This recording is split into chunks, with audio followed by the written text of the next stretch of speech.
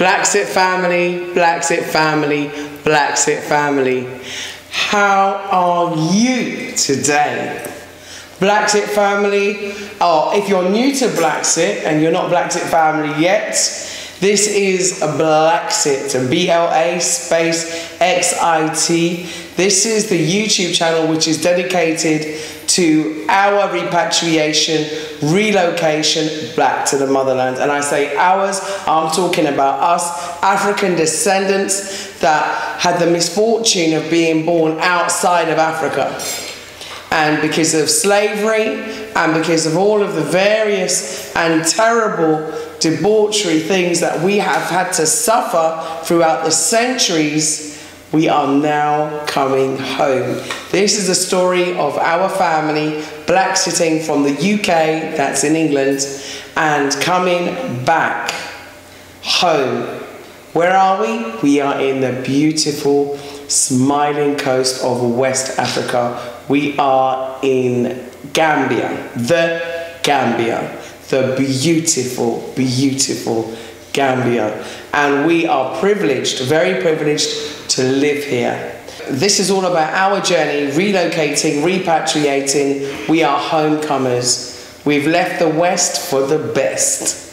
And you can watch our journey as we go through our new exciting journey. I think the new beginnings of our life.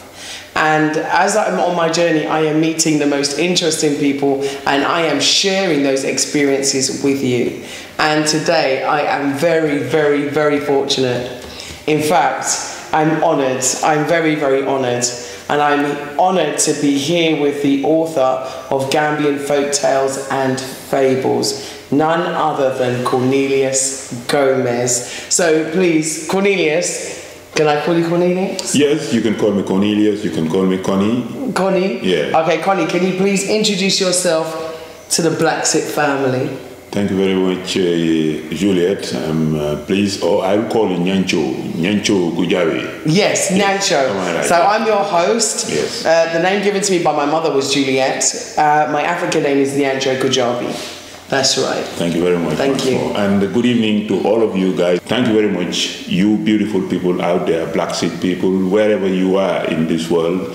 Yes, we are pleased, and I am also so much, because I've met one of the greatest people of my life, someone who shares some intimacies in terms of my beliefs, my cultural and philosophical beliefs. Someone who met me just very recently in the Gambia at home here.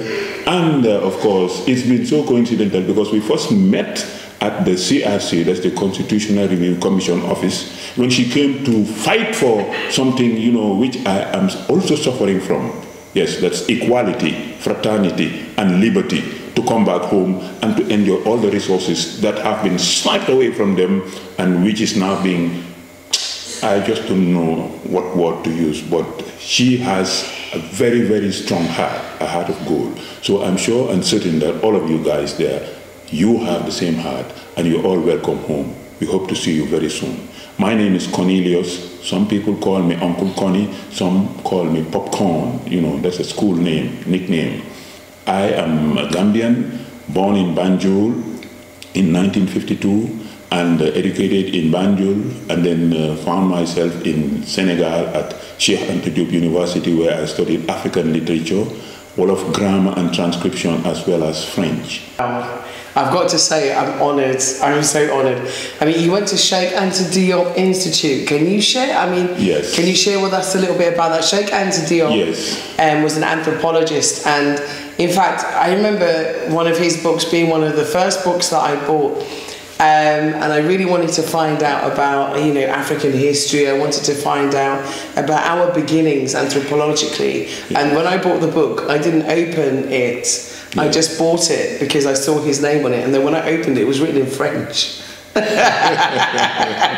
It was written in French. Yeah. It didn't dawn on me at the time to actually look inside the book. I was so excited that I found it in a bookshop.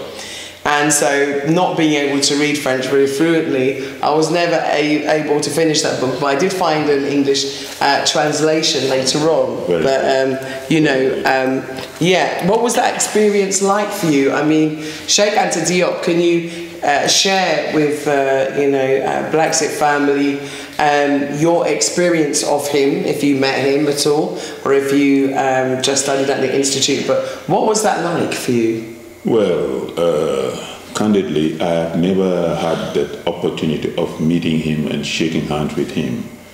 But I went through some of his philosophical works, especially when he talks about blacks being the first in this world and black civilization being the very core of our civilization presently.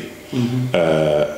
When I attended that university, mm-hmm. it was still called University de Dakar University, and by then Cheikh Anta was still alive.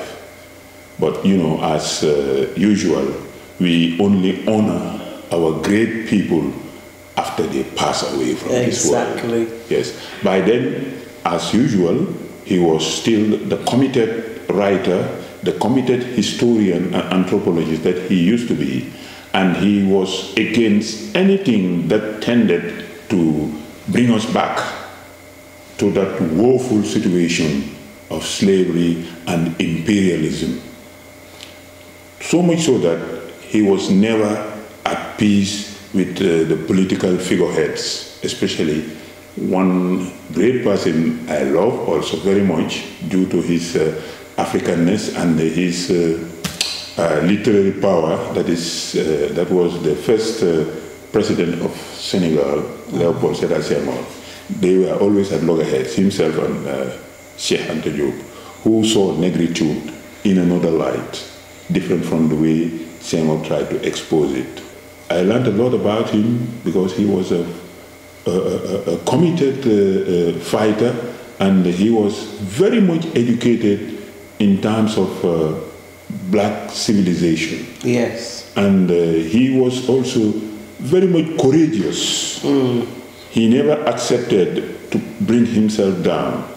Whether you are a political figurehead, whether you are a military power, or whether you have the best, money in this world, or whether you are educated, he was always there to make sure that he proved what he was saying. Mm-hmm. And the anomaly is that people who used to go against his philosophy and his studies and his findings became finally the people who accepted him. And that is why, for his greatness and for his wonderful and mighty research on African civilization and the way forward, his name became the best for the renaming of the university from Dakar University to Cheikh Anta Diop University in order to give it more meaning. Yes. Mm-hmm. Because in that way we will be able to immortalize him and make sure that anybody who hears the name and has never met the guy may pose questions as to who was this guy, and then there would be the opportunity to explain his goodness and his greatness. Oh wow. I remember they tried to discredit him for his methods, and he had the first, I think, laboratory. He was a pioneer in many regards. Sure. And I don't think that he should ever be forgotten. Ethnologist. Yeah. Thank you very much. Yes. Yeah. Yes. So I want to jump from one author to another. Yes. Because he was a teacher also, he was a lecturer also, mm-hmm. and so are you. Talking of a great author, and I just want to link this to your folk tales and fables. Yes. When I was in the UK, mm-hmm. I was really fortunate, very fortunate in fact, to meet a lady, a wonderful lady, and she's actually a professor, she's a doctor, mm-hmm. Dr. Dorian Wilson. She's an expert in her field. In fact, she's a leading expert in her field and very well published in what she does. And I'll just go into detail on how it actually links to you. and how I wish she was here today to be sitting down in this interview and to have met you. Now, she's the lead in terms of equality and diversity in the UK, and she is a queen. She is an African queen, and she's worked at this university for, you know, it must be nearly 24 years or so, or even longer. Maybe I underestimated the length of time, and she had to fight, you know, to obtain that position. But one of the things that she did, and one of the things that she does in her teaching methods, you know, as a professor at the university, and I want to give her full credit because this is how I learned the power of fables and tales. She used fables and tales in order to teach about equality and diversity, especially within the framework of racism and discrimination. And I watched her in full flow in a lesson once when I went to go and give out some prizes to some students, and I was so enamored by her style and her teaching methods, because you couldn't help but learn. And that's the beauty of folktales and fables. You cannot help but to learn, and the lesson stays with you. And so, you know, I would like to dedicate this program to Dr. Dorian Wilson, because I miss her a lot. And because she taught me the value of folk tales and fables. So in saying that, I would like to find out, I mean, we have volume 1 and volume 2, and the books that are on the table here that you can see, we're actually going to be dedicating and giving them to Bussorah Lower Basic School. We have a campaign at the moment to put black books in Gambian schools, particularly the public school sector, and so that's why we've purchased these few, and we'll be getting more from you. Wonderful. So keep publishing and printing. Wonderful. Publishing and printing. Wonderful. So we have a target, which is to try, we're starting with Bussorah, and then we're going to go on to nearly every public school that we can find in each village, and give black books, very important. So I would like to talk to you about what inspired you, why folks and fables, and why preserve our history in this way. Thank you very much. That's a very interesting, very relevant question. I did mention, I'm not so sure whether I have already done so, another Senegalese radical by the name Ousmane Sembène. He is of late now. He was Senegalese. He was born in Marsassoum, and that's where he is now resting after living in this world for more than 80 years. Wow. I still love all his works. I admire them, and I was able to meet him in his little office, very modest, in Rue de Chong in Dakar, Senegal. And I was so lucky to be able to lift him from his little, very modest office to somewhere else in Dakar at a school called Notre Dame de Dakar. Yes, which is a girls' high school. By then I was teaching at St. Joseph's Senior Secondary School for Girls in Banjul. I was a teacher of French, and what happened was that in our exchange visits, I had this opportunity to take the girls to go and carry out a language visit at Dakar. And not only that, but to have a speech delivered on African culture and African history. And there was no one else at the time other than Ousmane Sembène, with whom I developed very intimate relations. And he was very cordial, very willing, very ready. And he gave this lecture in that hall in Dakar. I listened very much, but after I had already started reading his works in English, whilst I was at school, and when I was studying in that university, Sheikh Anta Diop, which was then Dhaka University, I came across much of his works, and they all fell in line with my way of seeing things, especially trying to solve things. And I know that the majority of West African countries liberated themselves through the cultural war, that Renaissance. And I can remember also people like Kwame Nkrumah, from Ghana, and one or two from Nigeria, and of course, who also lent themselves to this form of battling it out in order to save Africa. Because if you start at the right path, well, you would end up at least, to your chosen destination. And I love African literature, I love African history. So I also love standing out and discussing and sharing ideas. And since I was a child, I loved some sort of dramatizing things, discussing, and that is why I also fell into the art of film acting. Wow. Yes, and perhaps that is why I sometimes can narrate these stories very much more. But I got into this, and one of the areas that we had to work on was to go out and collect stories that were narrated in Wolof, transcribe them, analyze them, and bring them back and hand them over. Oh, wow. I thought, and it is very true, that elders are the living libraries. Absolutely. And that they have nothing but their past, whilst the young generation have nothing but their future.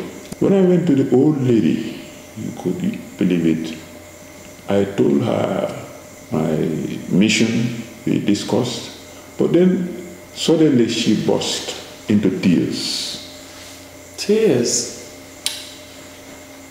I said, well, Mommy, what's it? Why are you crying? Are you feeling so nostalgic about these things that you have not started giving me? She said, no, although you see me teetering and tottering, I'm an old woman. And especially more so when I'm a woman who are supposed to be the custodians of our culture in Africa. The women especially. I said, Mommy, no, please, Mommy, you just cannot tell me that. She wept again and wiped her tears. Regretted. And when I asked, but why? How can you forget these things when you are supposed to have them at the back of your mind right now? She said to me, son, you know what? I have been trying all my best to narrate these stories to my siblings, to my grandchildren. But anytime I try to gather them around me so that I can narrate to them these stories, they would tell me, Mommy, old Mommy, you are now old. We are now living in a new era. We are going to watch TV over there. We are going to watch video over there. We are going to the nightclub over there. Oh, Mommy, this is archaic. Oh, Mommy, this is no more for us. It is for you, elder. And finally, she said to me, once you don't say it out, the memory closes. That thing closes finally, and then you one day forget. And she told me, honestly, if I could remember even one, I would have narrated it to you. I said to myself, then we are on fire. We are lost. I shed a tear, wiped it in her presence, and he said, no, but don't be discouraged. Keep on trying. People like you are here to help the kids. Perhaps we are now too old, and soon we'll go back to our Lord. But you keep on trying. I thanked her very much, nodded, and then knew that, yes, I was faced with a challenge. We are all faced with this challenge of trying to bring back the old and the very, very invaluable, indisputable forms of teaching our children, informing them, and of course entertaining them Yeah. at the same time. Said, well, not even any of my age group by then could remember one. Wow. I said to myself, then we are doomed. And we are doomed because if we cannot remember our folk tales and fables, which used to entertain us and teach us a lot, then where are we heading to? And I remember some big time singers, one like Bob Marley and others. If you don't know where you come from, You don't know where you're going. thank you very much, you have said it. Very lovely. So I said, okay, fine, this is something that I am going to add to my analysis and my notes so that I can deliver them when I get back to the university. And that posed a challenge to me. I said, okay, people are forgetting these things. I am studying these things not just to have my degree, university degree, but to be able to come back and use these things until my last breath in this world. Okay, so where did you get the stories from? Sorry to interrupt you, but I'm going to ask you. These stories. Where did you get these stories from? Because, like, Yes. in volume 1, Yes. we have, let's have a look, the naming ceremony part 1. Yes. We have the naming ceremony part 2. Yes. You've got Demba and his porridge. Yes.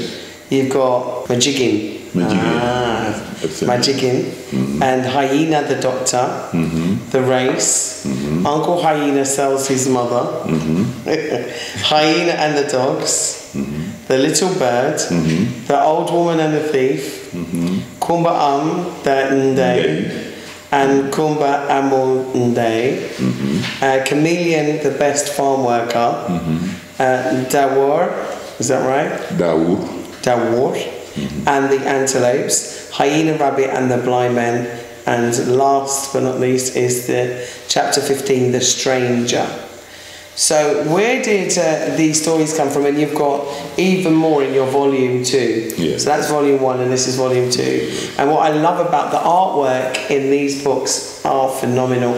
And I'm trying to see if I can be able to send one to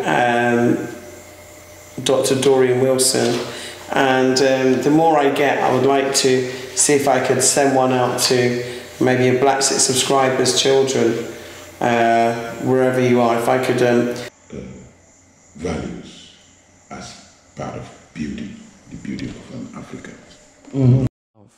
One nation, one Africa.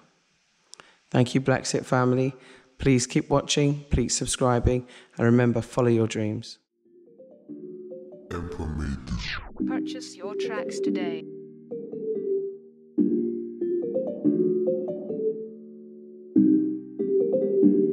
Emperor made this.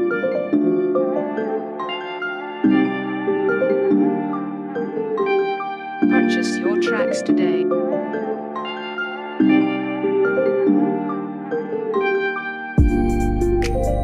Purchase your tracks today.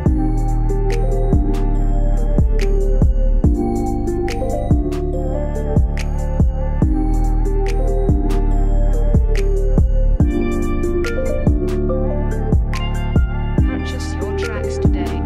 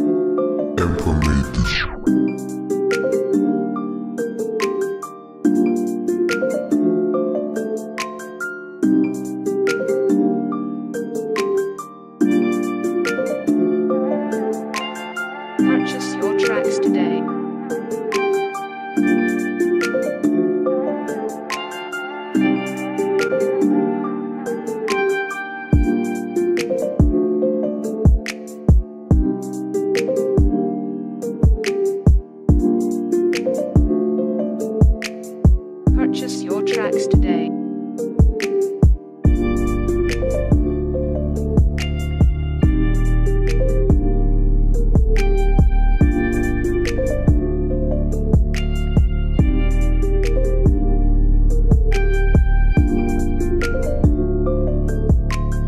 Purchase your tracks today.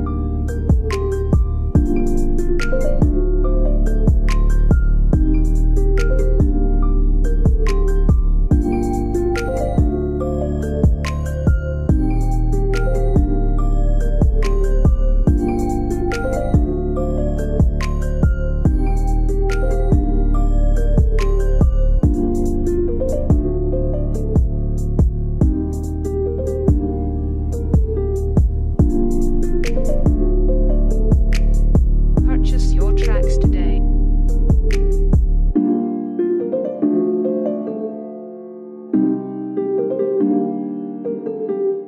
Purchase your tracks today.